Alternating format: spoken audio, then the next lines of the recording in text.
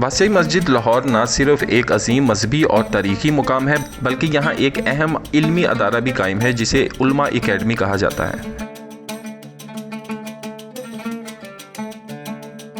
تو گائز جیسا کہ آپ یہ دیکھ سکتے تھے کہ یہ برطانوی دور کا روشنائی دروازہ تھا جو میں نے ابھی آپ کو دکھایا ہے، اور اس کے ساتھ ہی یہ علماء اکیڈمی ہے جو آپ کو یہ میرے لیفٹ سائڈ پہ نظر آ رہی ہوگی، یہ علماء اکیڈمی ہے،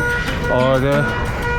یہ اس کے بالکل سینٹر میں ہی روشنائی دروازہ ہے جو کہ اس طرف آپ کو نظر آ رہا ہے یہ، اور اسی طرح آگے ہم چلتے جائیں گے تو آپ کو نظر آئے گا کہ یہ سارا علماء اکیڈمی کا ہی بلڈنگ آپ کو ساری نظر آئے گی ساتھ ساتھ۔ تو ابھی یہ دیکھ رہے ہیں یہ آپ کو علماء اکیڈمی کی بلڈنگ نظر آ رہی ہے، یہ ساری علماء اکیڈمی کی بلڈنگ ہے۔ شاہی قلعہ لاہور اور بادشاہی مسجد کے درمیان جو کھلا ہوا حصہ ہے اسے عام طور پر حضوری باغ کہا جاتا ہے۔ حضوری باغ کی تعمیر 1813 میں مہاراجہ رنجیت سنگھ نے کروائی۔ باغ کے وسط میں ایک سنگ مرمر کا بارہ دری بھی موجود ہے جسے رنجیت سنگھ اپنی دربار کی تقریبات کے لیے استعمال کرتا تھا۔